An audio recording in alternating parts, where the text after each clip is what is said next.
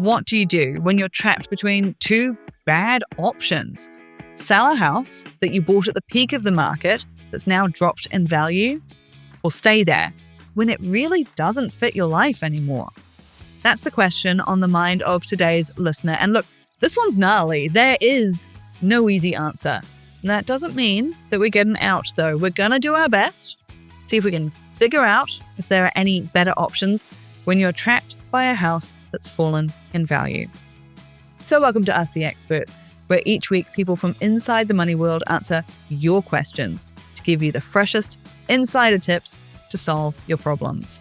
Making Sense is partnered with realestate.co.nz to get you the info you need in today's market. Realestate.co.nz gives you so many ways to search and so much information to help you make decisions. Realestate.co.nz. Download the app today. All right, data queen Vanessa Williams from realestate.co.nz in the hot seat. You ready for the letter? I am. Hit me. All right, this one is a goodie. It's long, but it's good. Okay. Kia ora, Francis. I've been listening to your podcast for the last year or so. Really enjoying it, learning a lot, things I wish I'd known earlier in life. I've just turned 40. My husband and I have 2 kids under 5 and a dog. We both work full-time, household income of just under $244,000 before tax and KiwiSaver deductions.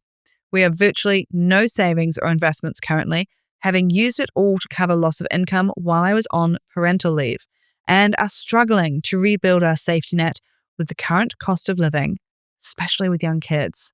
So, despite earning a decent wage, we feel like we're struggling. We bought our house in a desirable Wellington city suburb in December 2020. Not quite the height of the market, but close to it.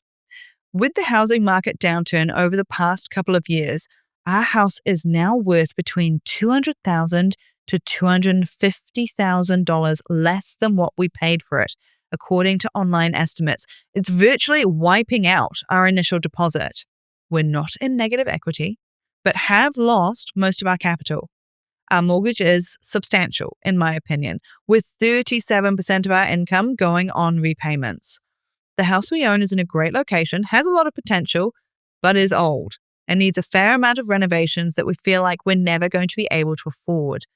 It's also not great for a family. It's on a busy street, has a concrete terraced backyard, and is up 30-odd steps to get to the front door.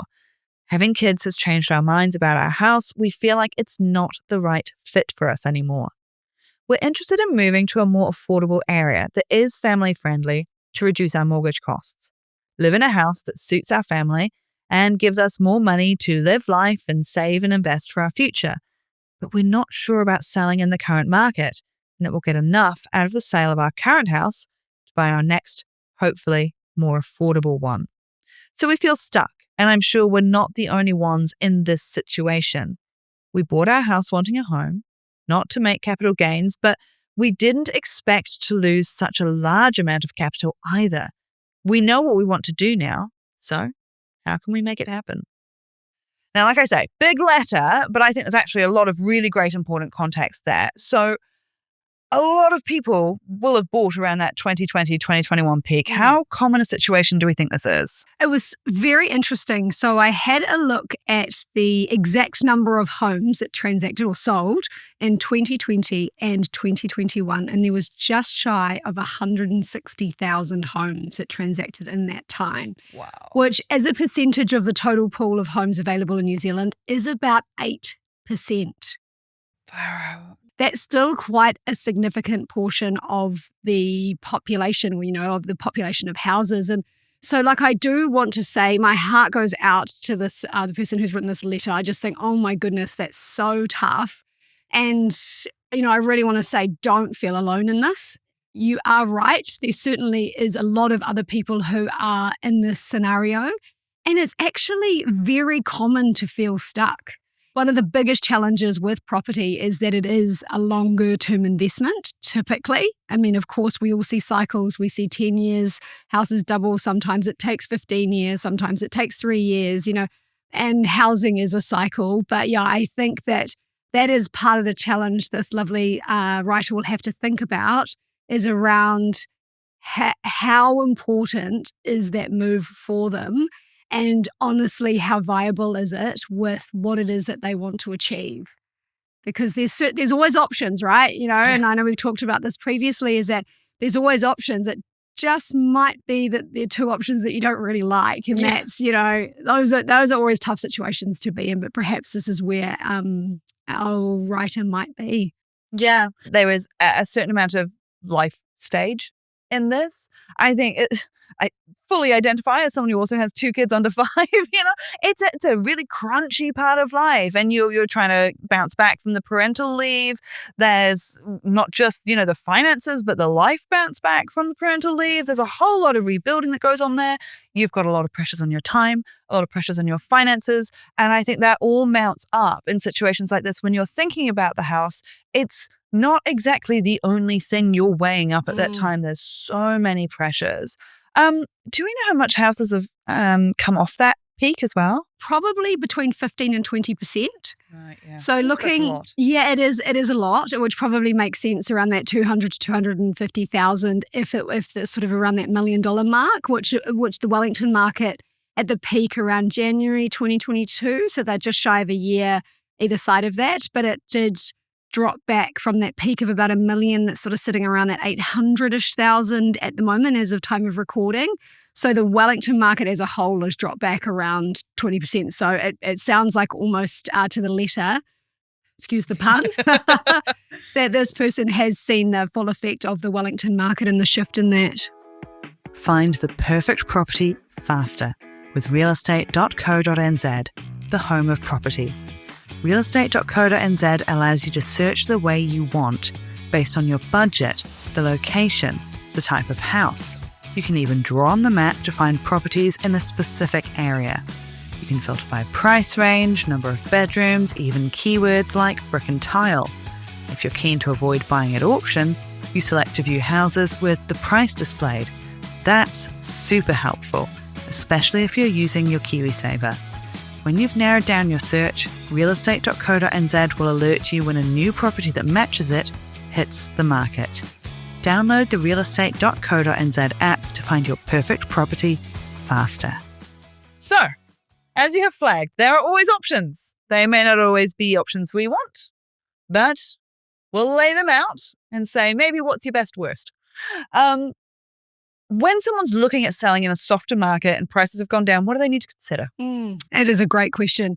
So the first thing I would say is I would sit down with a couple of local real estate agents and get a valuation on your property. You just don't know what the demand is like in that, again, you said a desirable suburb. That suburb actually might not have seen the same impact as the wider Wellington market has. So I would recommend getting in a couple of real estate agents to have a conversation about it. I would also just think about making sure that their real estate agents are going to give you a realistic price, for what is happening in the market. And, perhaps maybe someone that you trust or someone that has recommended that's giving you a really honest price in that. 'Cause you just don't want to get an overinflated number and feel a little bit better about it. You want to be, someone who's going to be very realistic with you in that moment. One of the first things I would always do is sit down with your financial advisor or your mortgage broker and go, this is the situation I am in. What can I do?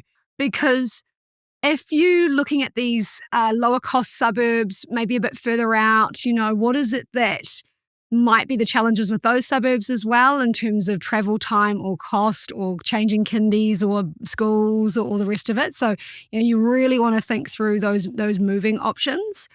If you have lost that equity or you kind of work the numbers are what the numbers are, right? So you can kind of work with those and go, what does this look like for us? Given I'm arguing that it is the bottom of the market and it has done for 3 years now, why not start to see what 2026 brings? Because it is going to start to move. And I guess those really hard questions you need to ask yourself is this just something that we need a deep breath and we can actually ride this out for another 6, 12, maybe 18 months? Do we actually just need a holiday away from our life for a moment, take a deep breath, get some sunshine?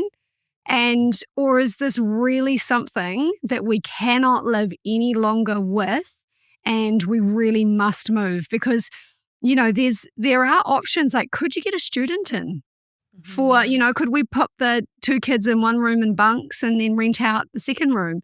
And if you're in a desirable suburb in Wellington, maybe there's you're close to the Cape Town or something, and then there's people who need a room for a night. It's a means to an end. And I think it sounds like this person that actually even just having a plan can give a light relief of actually, I now know where I'm going, what steps I'm taking, and every time I say no to that coconut latte, it's actually one step closer to getting us to where we want to be. Either a short stint in Fiji or Queenstown maybe, or actually, no, we've decided we're going to move. We are going to stick this out for 12 months, but we know a plan. When you've got so many things rolling around in your head, you just write a to-do list and already you feel better. Yeah. It's almost like if you've got all these things rolling around in your head, what ifs, how does this work, all the rest of it. If you just can get a plan around that and make a kind of this could be us moving, this could be us staying, this is the reality of both of those options too. Because as I said, if you're in a desirable suburb, it suggests to me that travel time isn't, probably an issue. Have you really factored in those pieces? And especially, this is, as you totally said, and it's so true, that crunchy time in life, which you are so not alone in, that will change too. School's different, then after school activities are different, and you'll be thinking, oh my goodness, I wish I were closer to school now because those activities just seem to go through the roof as soon as they get to school. Yeah, I know. Everyone I know who's in that slightly further ahead stage of parenting, my Lord, it's busy. Yeah. I think I'm busy. They're also very busy, just different. One of the things that really broke my heart when they said they're not quite in negative equity, that's great, but it's pretty much eaten their deposit. How many options does that give them if they sell the house and they're pretty much left with nothing in the hand? I mean, do you kind of have to wait at that point? This is where I would talk to a mortgage advisor about this. And, perhaps it might be engaging with your bank as well to go, look, this is what's happened. What are the options here? I do think it's really talking to those experts. And again, don't have to stop at 1. Stop at 2 or 3 and see if there will be people out there who've got different options available to you. There will be, as I said, 8% of properties transacted during those 2020 and 2021. Like that's a huge number. So there are certainly other people in this scenario. You will not be alone, and you will not be the first person to go, oh, we have to move. There's just, that's the other option of staying is just not palatable for us, for our health, for our family. We really do want to move. Okay, then talk to someone who perhaps has helped somebody else in a similar situation out, and there will be advisors who have done exactly that. Yeah, absolutely. There's all sorts of advisors. Some specialize in first home buyers, some specialize in tricky situations, low equity situations like this. I mean, it's brilliant. And this is, I think, especially when there's always that mortgage advisor versus bank, and I think there's pros and cons to both, but I do think a mortgage advisor can be really useful to talk to in terms of they often know which banks are more willing to work with people. They know the sort of general atmosphere. Even if you just go and talk to them, you don't have to then work with them afterwards. Sorry, mortgage advisors, for encouraging people to maybe waste your time. But you can go and talk to them. There's no obligation there. You can just see the lay of the land. I think also what you said about get a plan in place, even if that plan will take 12 months, 18 months as you're sort of waiting for things to improve a bit.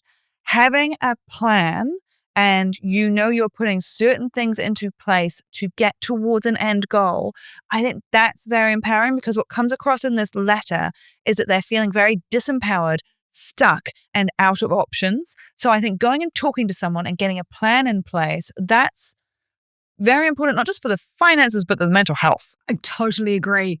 You want to organize all of these thoughts and these feelings and almost uncouple them from each other, because, there are logical thoughts that need to happen in a certain place. And then we sort of attach these feelings to all of them as well. And that can almost be where we get ourselves in this sort of turmoil to go, oh my goodness, but this means this, and this, and this. But if you talk to someone who does this every day, they're quite objective about it and can kind of go, okay, well, we can get you out of here in the next 8 to 12 months. You're like, oh, and you think, how quick does 8 to 12 months go, right? It's like, feels like it was January, and then all of a sudden, boom, 2025's gone. Like, where did that go? So there are certainly options, even though it doesn't feel like there are now.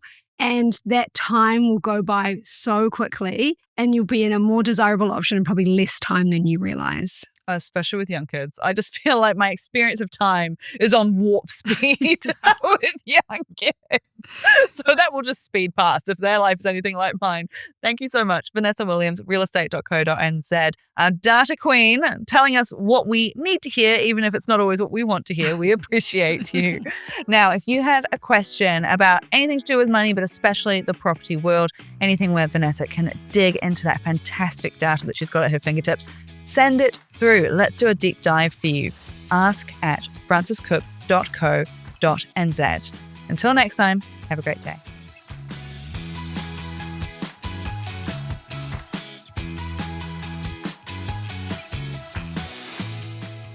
Just a note before you go. This podcast can only give you general information about how things work in most cases. It's not individual financial advice. We're all different, so some of this might not apply to your specific situation. Take what works for you, ignore the rest. If you're after individual financial advice, a financial advisor is always the best bet.